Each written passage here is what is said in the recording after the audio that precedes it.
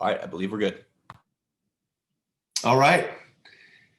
Hey guys, what's going on? Hey, it's Josh, CEO at Freeland Ventures. What's going on? Hey, I see everybody kind of popping on to the Zoom call. We are also broadcasting live into Facebook on the Freeland Ventures Facebook page.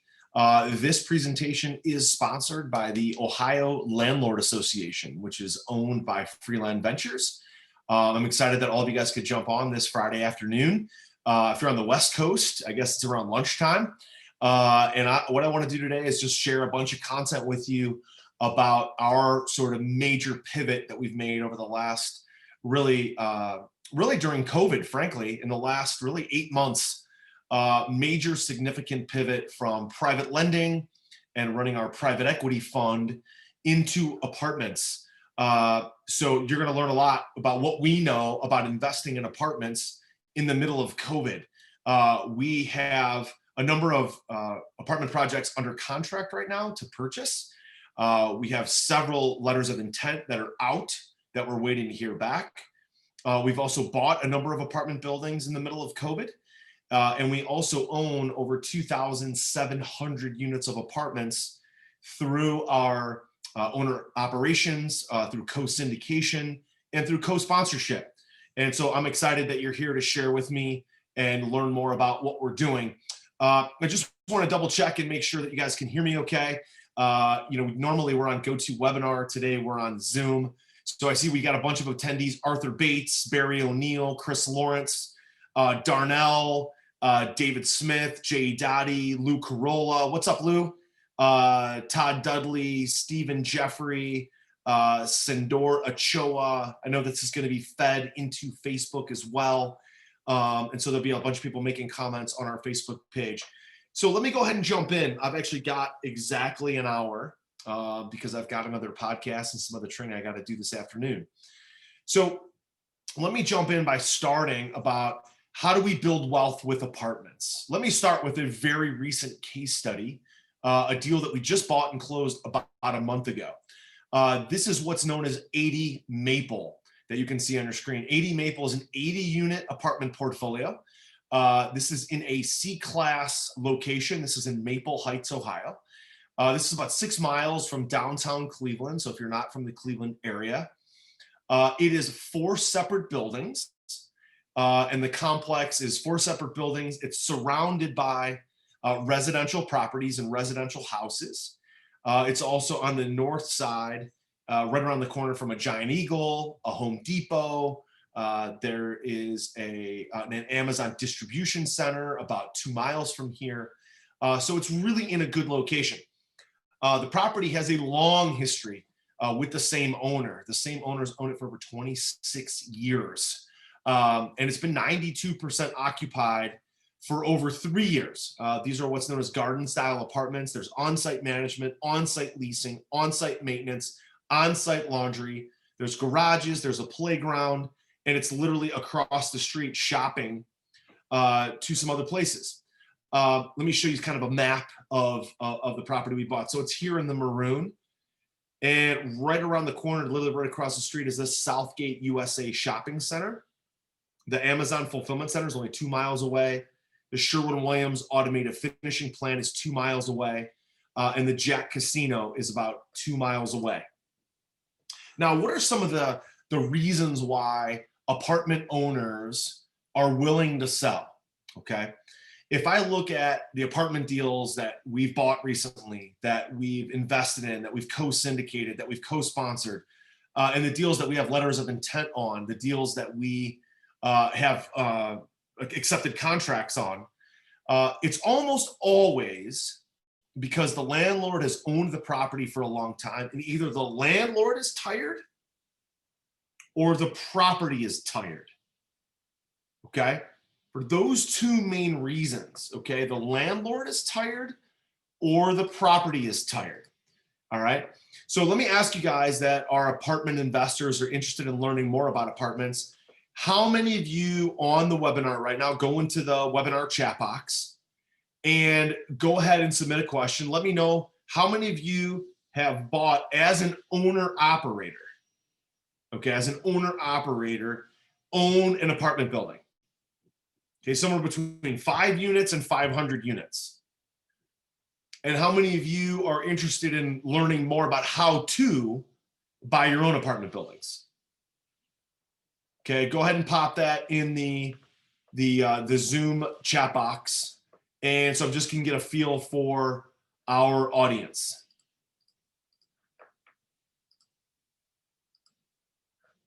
Okay. So good. As I wait for you guys to kind of pop that in, go ahead and pop those questions in the chat box so I can understand more. Okay, so I had a couple of people saying yes. Well, you're not answering my question. Yes, you own them, or yes, you're interested in learning more. A couple comments that says, yes, I'm interested in learning more about how to purchase these. Fantastic. Okay.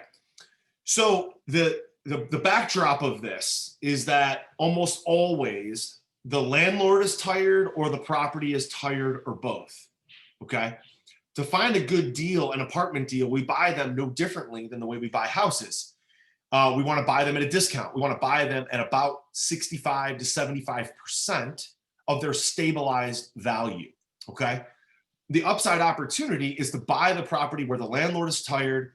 The landlord doesn't have any incentive to improve the property, to turn the units.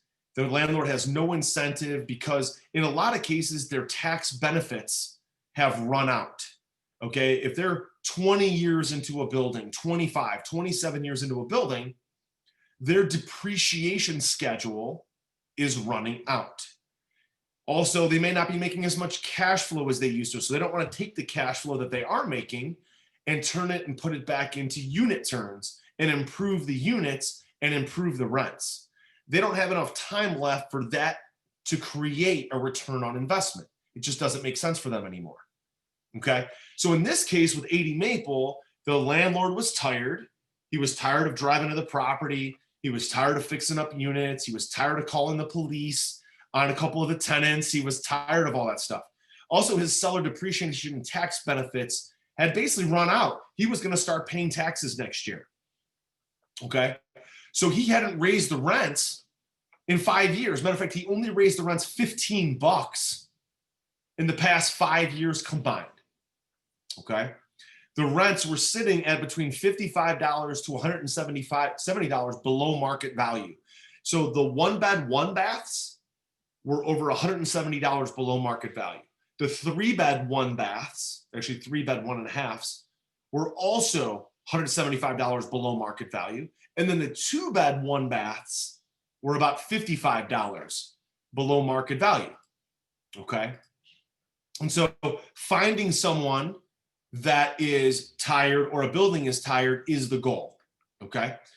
So our plan, our business plan is to update all the units over the next 4 years. And when we sat down with our commercial lender, who's also sort of a consultant for us, we sat down together. We thought, okay, there's 80 units. We can go in and we can turn all 80 units and update them all. Or we can go in and we can update half the units, 40 units, and raise those rents over the next 21 months and achieve refinance and return all the investors' equity. So the main goal is to get a bank loan, a commercial bank loan for a chunk of it, and then raise capital from private investors for a chunk of it. But the main question we're trying to solve is, what do we need to do to return the investors' equity, return the investors' down payment, return the investors' investment with us? And the faster we can do that and get them out of the deal, okay, the more happy they are because they've gotten a really good return on investment. They've got their principal back. But now the building is stabilized to the point where it's going to cash flow better because we're not paying those private investors anymore. We're not paying them an 8% or a 10% preferred return. We're able to get a bank loan for the entire funding need. And that commercial bank loan is going to probably be, in today's market, around 3 to 4 to 4.5%. So the property is going to cash flow much better. So the goal when you buy apartments needs to be to come up with a model where you can recruit private money and return that private money as fast as possible. The model needs to meet that need, okay? What we like to do is we like to buy buildings that are right here in Northeast Ohio or in Ohio, in Columbus, Cincinnati. This is the Ohio Landlord Association meeting. And so a lot of investors are from Ohio. So we like to buy buildings in Northeast Ohio, Columbus, Cincinnati, Northern Kentucky, and the Akron-Canton area. We haven't moved out toward Toledo quite yet because it's just too far. But Akron-Canton, that includes the Youngstown market. So we're looking at buildings right now in Niles, Ohio, Lakewood, Ohio, Columbus, Ohio, West Bexley. We're looking at buildings. We're actually even looking at an $8 million mobile home park. Okay, we're looking at all these deals right now that we're looking at just this week and next week and the week after, because we want to use our own economies of scale. We want to use our own economies of scale to be able to manage our own properties, to manage our own buildings, and use our 950 management team to manage our own buildings. Some people will outsource the property management, and that's fine, but there's definitely savings, cost savings. There's definitely economies of scale, and there's definitely ways to improve your operations if you manage the buildings yourself. You have to come up with a team that can do that, though. You have to create a team that can do it. Okay. So on the 80 Maple apartment portfolio, this is how the deal looked. Okay, our purchase price was $3.745 million.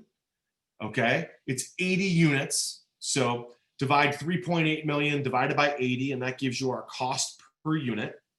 Okay, so 3.745 divided by 80 units. We paid $46,000 a unit. Okay.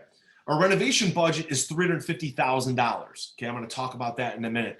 That $350,000 represents about $7,000 that we're going to invest per unit for 40 units, and $25,000 for point of sale violations, which includes primarily exteriors, the parking lots, the sidewalks, the curbs, some landscaping work and things like that.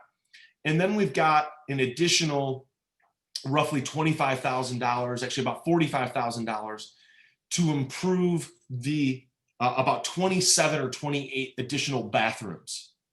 Okay, we want to harden the bathrooms because the bathrooms are a source of a potential problem with leaks. Okay, so we looked at the game plan and we thought to ourselves, okay, let's go ahead and create a game plan where we can harden and turn enough of the units to be able to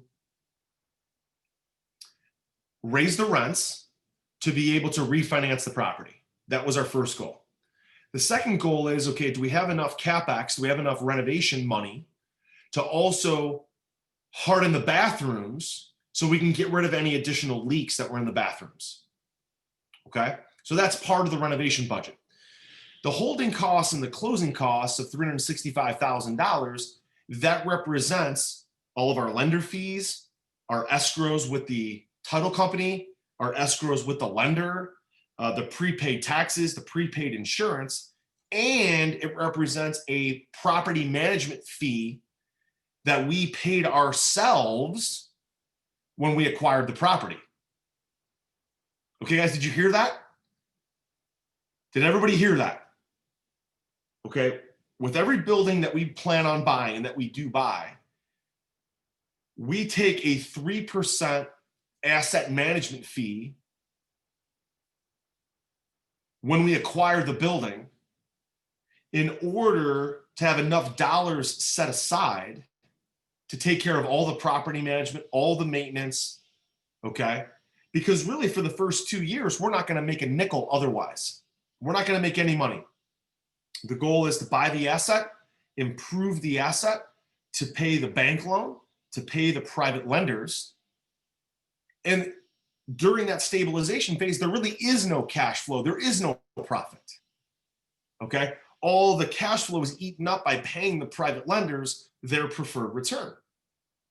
So if we wait 18 months or 36 months and don't take an asset acquisition fee, management fee, we make zero money. Well, I don't know about you guys, but I'm in the business of making money. So we take an asset and acquisition fee up front. That's part of the closing costs and holding costs. Okay, any questions on that piece? Okay, Barry says, I'm looking to invest in multifamily. David says, I'm interested in learning more. Chris Lawrence says, I only own 4 units or less and would like to learn more about buying 5-unit properties. So we're definitely going to talk about that. Also, we got a bunch more people who've joined. Brandon Sheets, what's going on? Franco, how are you? John Smith, Jose, Julie Soika, how are you? Wayne Greer, Stephen Jeffrey, Scott Cheslar, what's going on? Good to see all you guys on the call. Okay, so that's our all-in number. Purchase plus renovation plus closing costs, holding costs, etc. The net operating income when we bought the building was $303,000 per year. Okay, that's the gross rents, the gross income minus the operating expenses. So we take this package, we take it to our commercial lender, and we structured a primary loan for $3.05 million. Now, because the building was 90% occupied, we got a non-recourse loan, okay? So I still have to pony up my balance sheet. I've got to pony up my tax returns, bank statements, pay stubs. I got to pony up all this information to the lender. I got to pony up my net worth so we can sponsor the loan. We got enough of a balance sheet that we can sponsor a $3 million loan, no problem, piece of cake. The lender says, okay, we're going to give you a loan that's roughly 75%, okay, or actually 80% of your purchase price. Okay, 80% of your purchase price. But all of your renovation costs, all of your closing costs, all your soft costs, all of your management fees, that's over and above the loan. So it's 80% loan to purchase. It's not 80% loan to cost. Okay, our total cost is $4.55 million. Okay, that's our total cost, 4.55 million. Our total purchase is 3.7 million, so it's 80% of the 3.7 million. So we have to go and raise $1.5 million, which we did. Bought the property, closed on the property about 5 weeks ago. Our plan is to stabilize the property, again, turning 40 of the units. As we turn those 40 units, we'll be able to raise the rents, and the net operating income is going to go from $303,000 up to $380,000. Okay, talk to the lender. The lender says, look, as you raise the net operating income, as you guys all know, the net operating income of a building is what determines its value. It's net operating income divided by a return on investment, or what's known as a capitalization rate. The capitalization rate is determined by the lender. It's determined by comps, okay? So the net operating income of $380,000, if you divide that by 6.25, what do you get? Okay. Okay, what's 380,000 divided by 0.0625? Okay, it's $6.1 million. All right, so we have a new valuation. We bought the building for $3.745 million. The building is going to be worth $6.1 million. Okay. Now, what's interesting is due to COVID, what's happened is we're going to go in and we're going to refinance this property in 21 months. Okay, probably at 75% loan to value. So 6.1 million. Okay, I'm using my calculator, times 0.75 is 4.58 million in a new loan. All right, so that allows us to return all the investors' principal. We're also paying our investors a 1% kicker at the refi. So they got 10% preferred return plus a 1% kicker. Okay. And that leaves a net annual free cash flow of $110,000 a year. Okay. So where did we make money? We made money at the purchase. okay, by paying ourselves a management fee. We made money on the refinance proceeds, although there's not a lot of refi proceeds. It'll be a little bit, you know, $50,000, maybe $100,000 of refi proceeds, but not much. We're making money on the equity. So the building is worth 6.1. The stabilized loan is 4.6 million. So there's $1.5 million of equity. And we'll make about $110,000 a year of net free cash flow, about $10,000 a month. Okay. So that is a very typical deal now that we are doing. The only difference is how big or small are the deals. Okay, is it a 50 unit? Is it an 80 unit? Is it a 155 unit? Is it 392 unit? Okay, those are all deals that I've underwritten, okay, and written LOIs and purchase agreements on just in the past 30 days. Okay, the deals that we bought, deals that we wrote LOIs on, okay, deals that we didn't get. I had a 112 unit out in Niles, Ohio, that was 6.1 million is what they were asking for it. We made a full price offer, 6.1 million, and we did not get the deal. Okay, do you guys know how much that hurts? Do you know how much that hurts to make a full price offer? To love the deal and make a full price offer and not get it?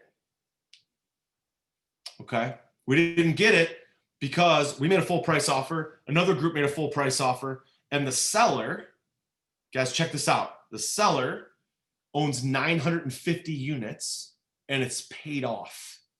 A $75 million portfolio, paid in full. Okay. How many of you guys would like to have that portfolio? Okay. So that guy's already sold or is selling another building to this person we were competing with. Okay. So we were like, okay, we made a full price offer 6.1. They made an offer 6.1. The seller decided to go with the other offer because he already had a relationship with them. And it was like, oh, stab me in the heart. Dagger. Because that was a building we definitely wanted. Okay. So let's talk about structuring apartment deals. Like why would you want to do, what are the benefits of apartment deals and commercial real estate? Well, first of all, the deals are bigger. There's more equity. If you do them right, there's more equity. Number two, you can pay yourself an acquisition and an asset management fee when you buy the property. Matter of fact, most deals in the commercial apartment space, the general partner gets paid some sort of asset and acquisition fee. Number three is obviously the passive and residual income once the building is stabilized. Number four, tax-free refi proceeds if you refinance the property and you structure it the right way.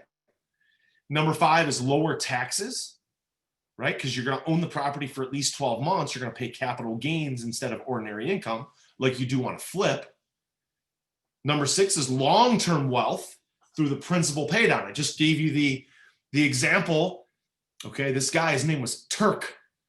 This guy with 950 units, and it paid off worth 75 million bucks. The dude's name was Turk. How many of you guys would like to be Turk, right? Paying down your principal over time to the point where you're worth 75 million bucks and you have no mortgage. Okay. Dom just got home from school. Dom, you want to say hi to the people? Hi. Hello.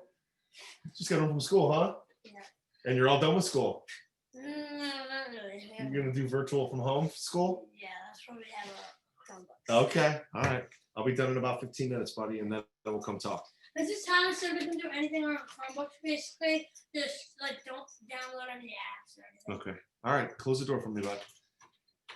So my kids just got home from school, and we just found out they're gonna virtual learn from home basically through the holidays due to COVID. So I'm gonna be an apartment investor, a teacher, a coach, and I'm gonna teach 3rd grade, 5th grade, and 7th grade math. All right, got new responsibilities.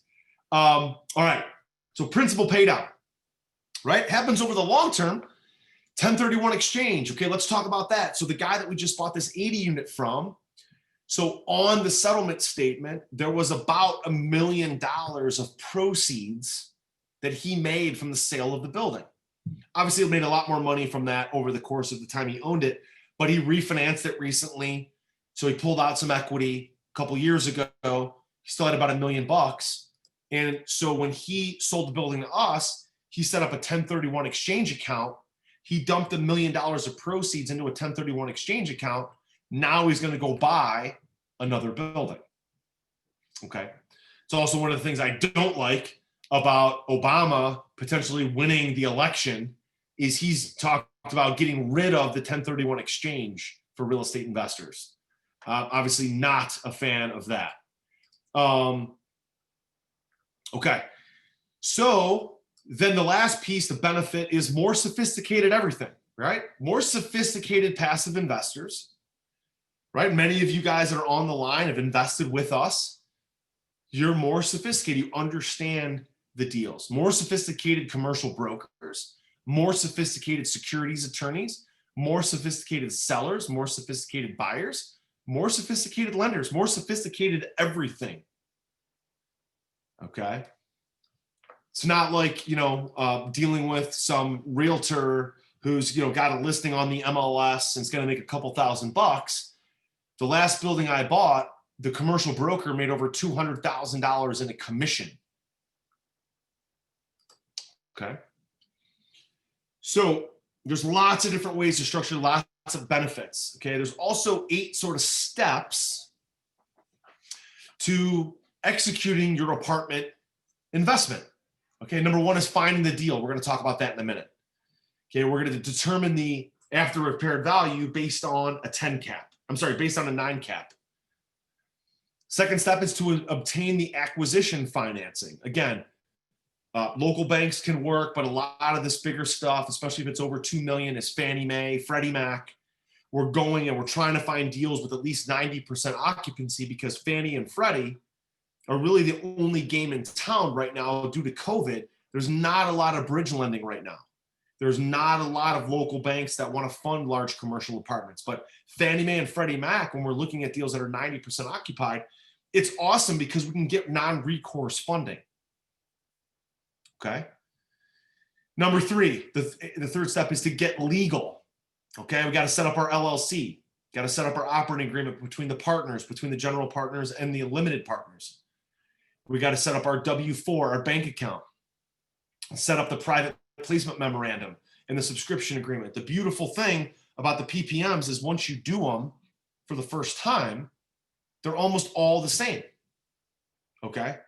If you're doing a value add apartment and you're going to give up some investor equity, we have a PPM for that. If you're going to do a value add apartment deal and not give up investor equity, we have a PPM for that. Okay. Our sort of, our threshold is that if we're doing a deal that's worth more than $10 million, we're going to give up equity to our investors. If we're doing a deal where the total deal is less than $10 million, we're typically not going to give up equity to investors, to the passive investors. That's sort of our rule of thumb, if you will. The bigger the deals, everybody can make money on the long-term equity. The smaller the deals, the deal honestly is just as much work. An 80 unit is the same amount of work as a 200 unit. Okay, but if the 80 unit's smaller, we're not going to give up as much equity. Okay, step number 4 is to raise private money from private investors. Okay, we'll talk about that in a minute. Step number 5 then is to structure everything and close. Step number 6 is implement your value add strategy. Okay, so again, you go back to this 80 unit. Some guys would go into this and say, "Oh, I'm gonna improve all 80 units. We're gonna kick out all the tenants. We're gonna improve all 80 units." Well, there is an analysis that needs to be done to see if you're over improving the building. Okay, you don't want to over improve the building.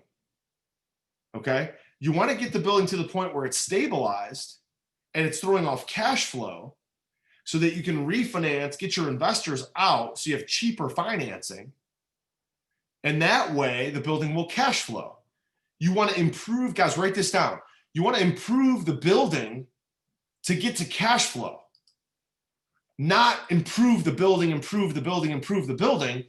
just so you have a perfect building. Like, this is not doing a rehab flip on a single family home where you're going to improve the entire building and sell it to a retail buyer. You don't need to do that with commercial buildings. Okay, so it does seem a little bit weird to me that we're going to have 40 units that are brand new, that look, white paint, LVP flooring, all new cabinets, all new countertops, all new sinks, new appliances. Okay, it's going to look really fresh and new. And then you might have another unit down the hall that looks like it's 27 years old. That is going to happen, and that is okay in an apartment building. Okay? Make sense? All right, Chris Lawrence says, I definitely agree. Okay. So stabilize the building then as you rehab, add amenities, raise the rent, stabilize the building over the next 12 to 36 months, and then refi. And then when you refi, again, we're going to be paying off a non-recourse loan with a new non-recourse loan. Okay. That first non-recourse loan that we have has a 3-year prepayment penalty in the first year, has a 1% prepayment penalty in the second year. So that 1% prepayment penalty is $37,000, right? So we're looking at, when do we refinance? When's it going to make sense to refinance? And what's actually going to happen is, in year 2, the principal pay down on the mortgage is going to be about equal to our prepayment penalty. So we can pay that loan off early and absorb the prepayment penalty, because we have enough principal pay down that principal pay down is going to allow us to basically wash out the prepayment penalty. Okay. All right, so let's talk about the funding variables. The funding variables are, 1, the bank loan. Okay, right now we're seeing somewhere between 75 to 80% loan to value. And again, this is primarily Fannie Mae and Freddie Mac. Okay, bridge lending, pretty rare right now, starting to come back, but it's not great. The terms are expensive. Okay. Step number 2 then is the private money. Okay, raising the private money. That's going to be your 20 to 25% loan to value, plus your value add, plus your closing costs. All right.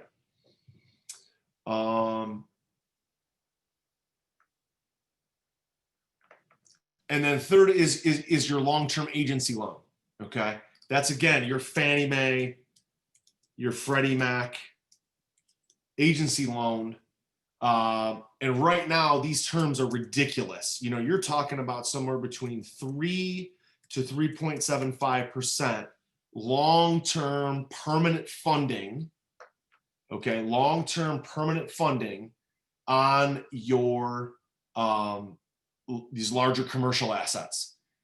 I mean, the funding is so low, the terms are so good, it's really unbelievable. Okay, so how do we find deals? A lot of people will say, well, how do you find deals? How do you find deals? For sure, there's a lot of different ways to find deals, but no question about it, the number one way to find deals is through commercial brokers.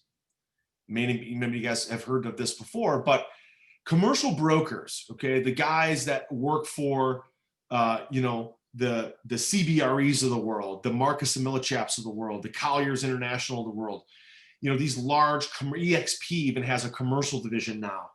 I met with a commercial broker yesterday from EXP. These commercial brokers, they are nurturing relationships with apartment owners for years and years and years before that commercial apartment owner decides to sell. Okay, so once that apartment owner decides to sell, they're going to bring it to a commercial broker because there is a lot of moving parts in a closing.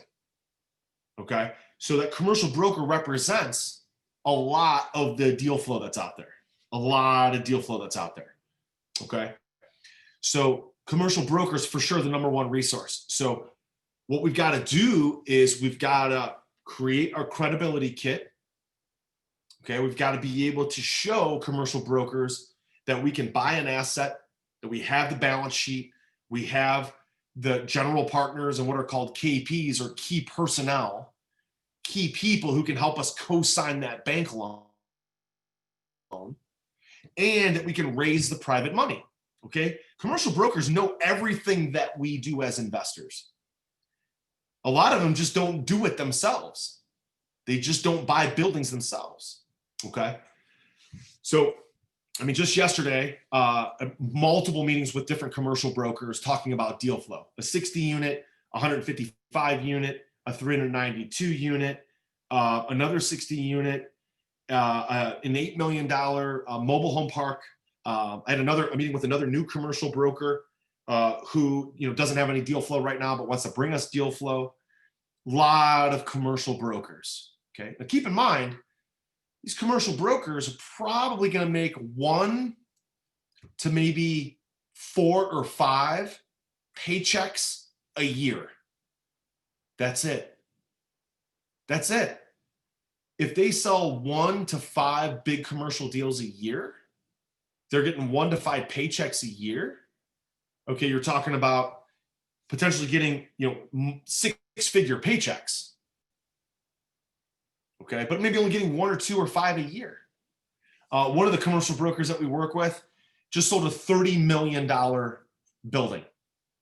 You multiply that times about a 5 or a 6% commission, and you're getting about $1.5 to $1.6 million total commission. Pretty amazing stuff from one transaction. Okay, really, really amazing stuff. So commercial brokers. How do you find commercial brokers?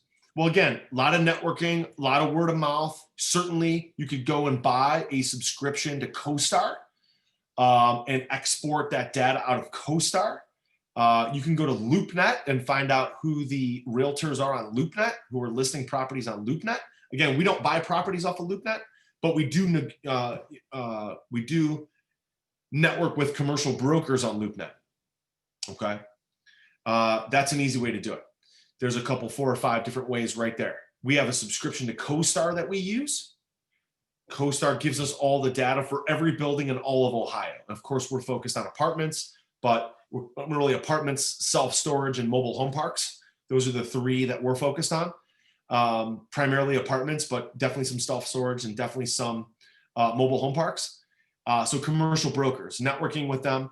Because guys, look, a commercial broker for us they're an asset. But you know what? For a commercial broker, a well-qualified buyer like me is also an asset. Okay? That's why it's a small group of guys that hang out together. All right? The commercial broker has a big paycheck on the line. Okay? I'll tell you a story. I was working on a 275 unit in Shaker Heights, Ohio. Okay.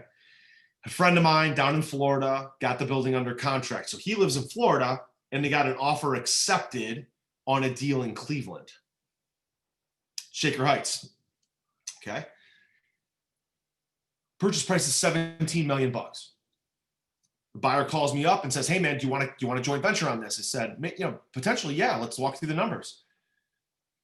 So he says, "All right, cool. Let's do it." We walk through the numbers. We meet on Zoom a couple times. Looks like a deal that I might want to get involved in. All of a sudden, COVID hits in March.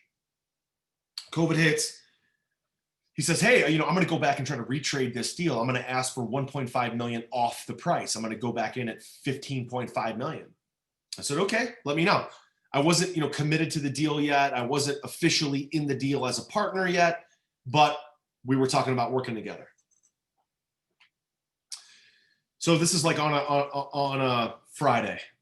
The following week on Tuesday, I talked to that same buyer. He says, "Yeah, I told him we're going to retrade it. We're going to go in at 15.5 million. They said they're considering it. They're going to get back to me. On Sunday, a couple days later, I get a text message from another friend of mine who's a real estate investor who says, hey, I've got this apartment building in Shaker Heights under contract for $17 million. And I'm like, oh man, something's up, something's fishy, something's not adding up here. Okay.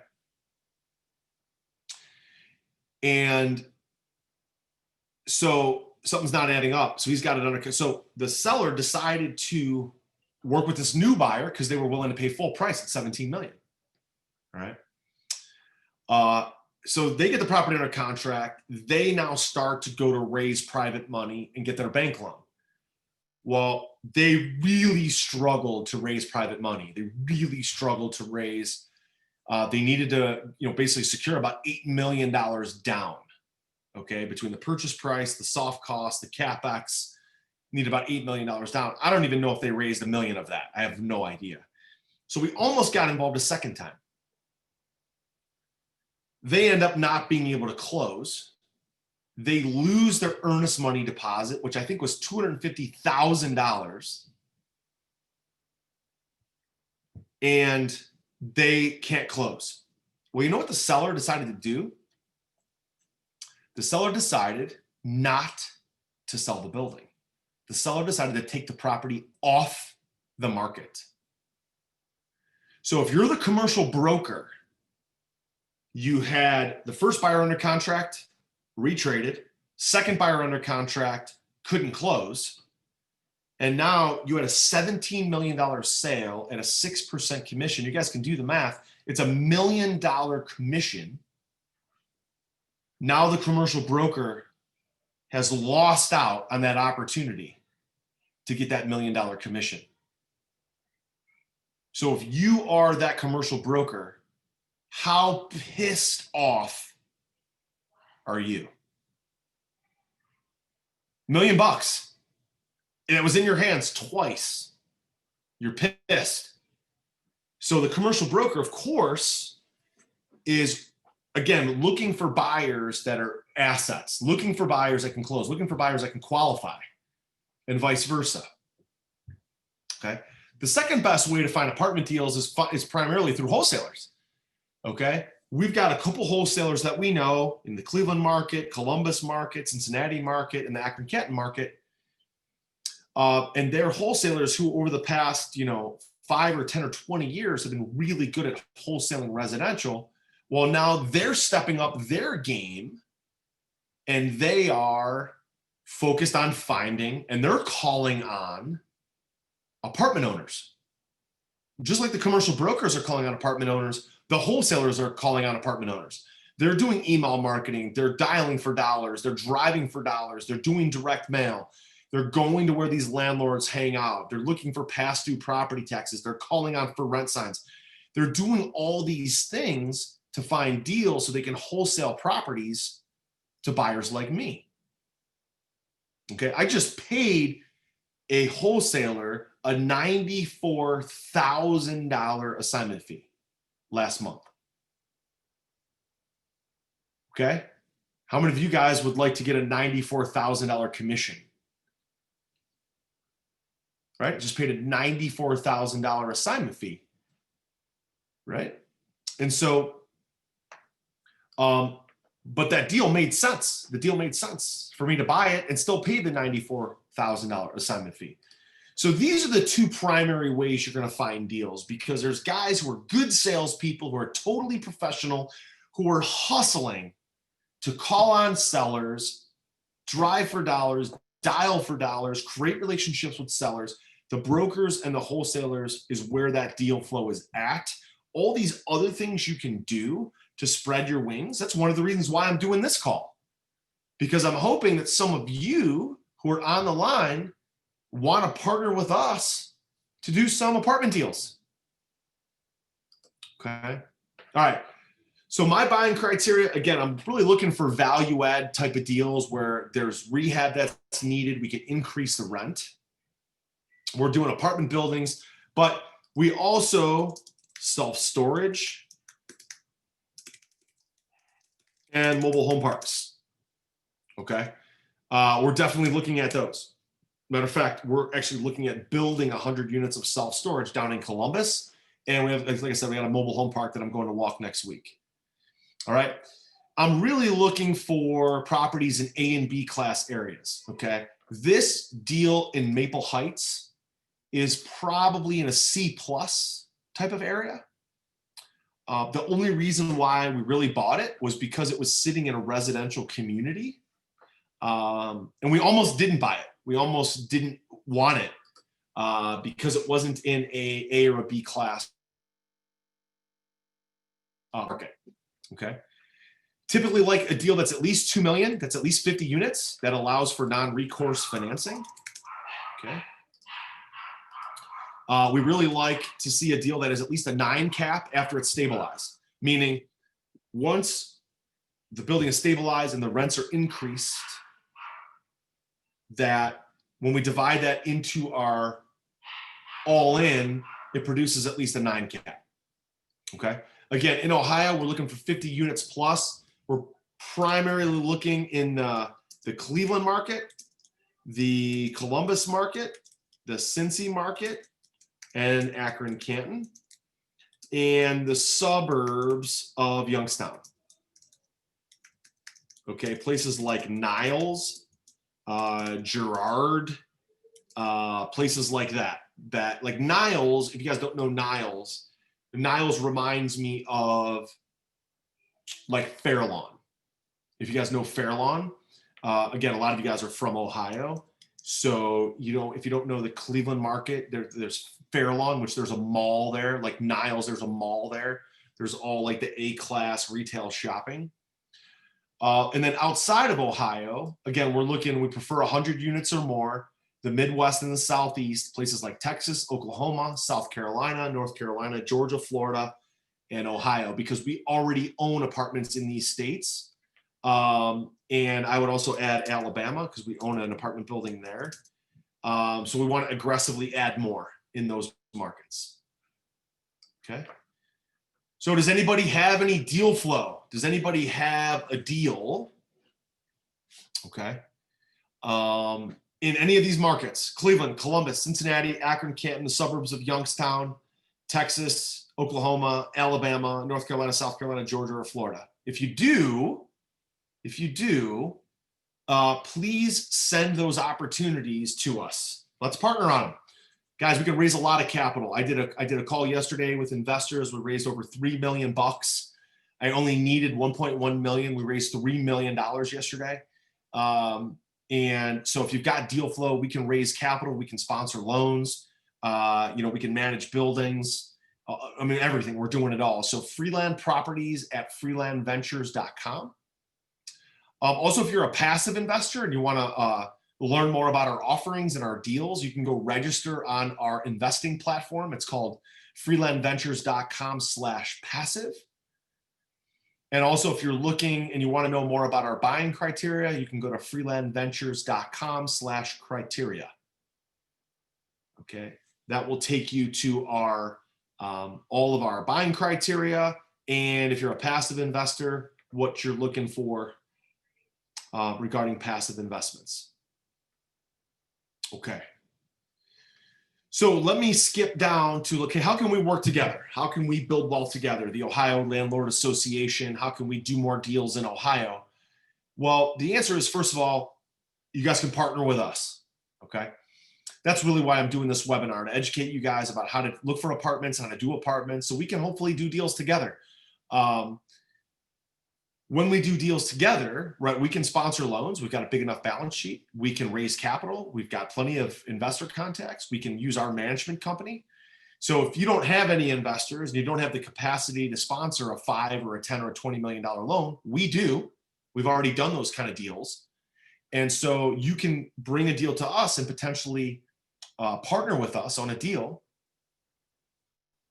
and get some equity for doing that deal by just bringing that deal to us. Okay.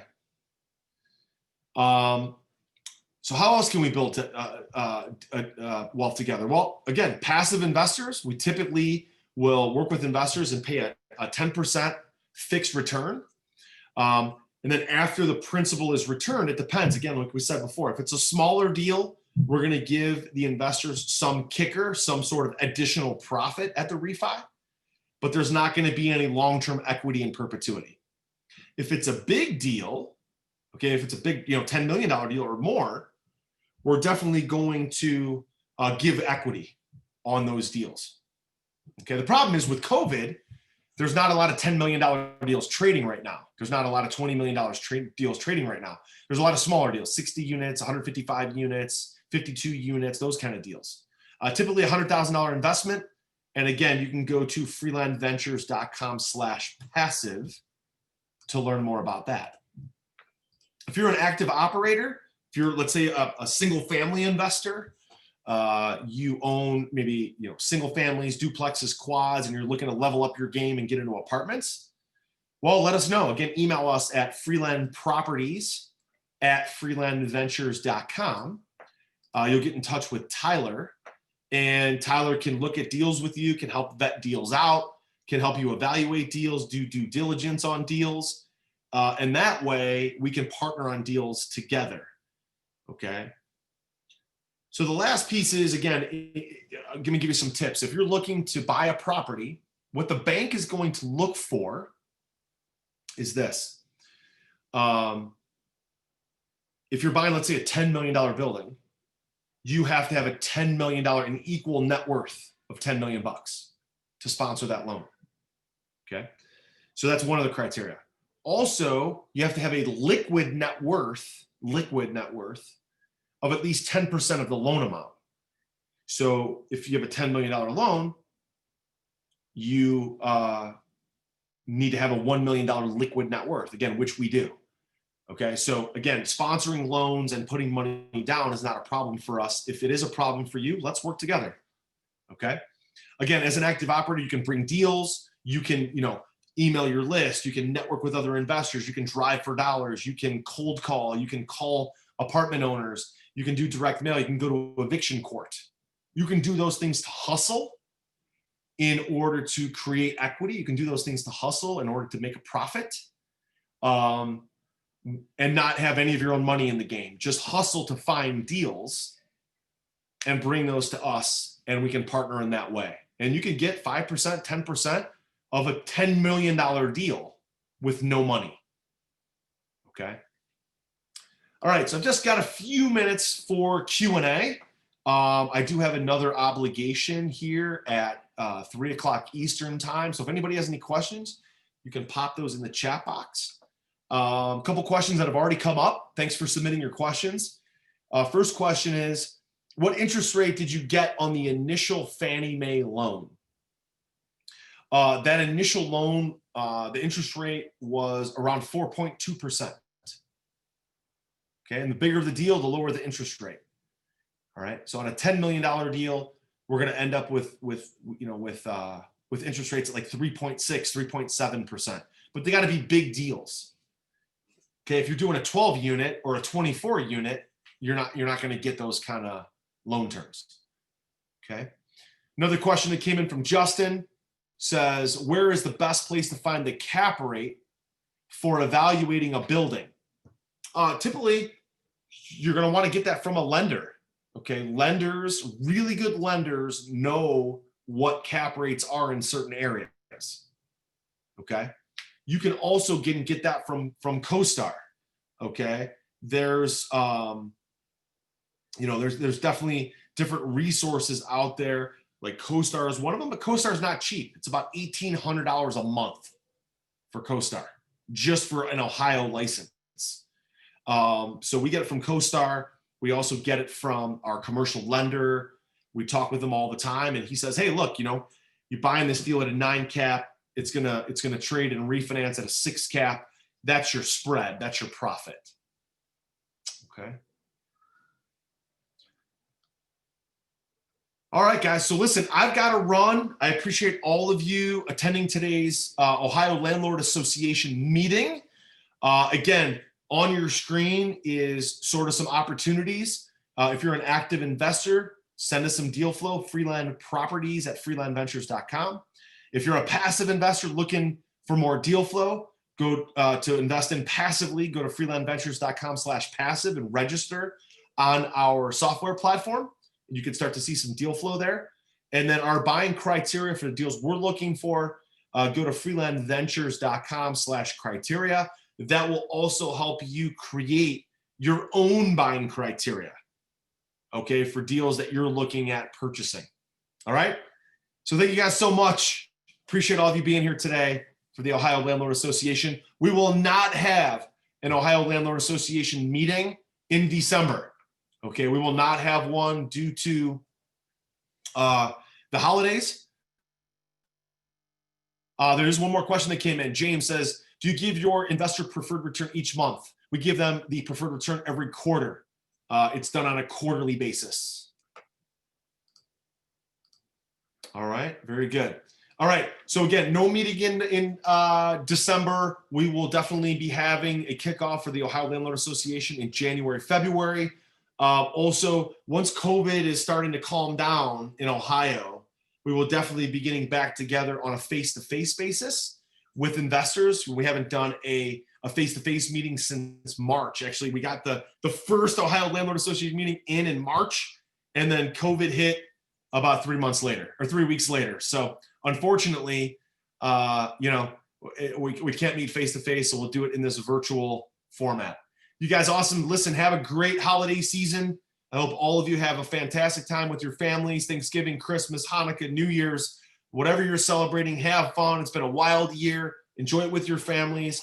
Thank you so much for joining me today at the Ohio Landlord Association, and we'll talk to you soon. Take care.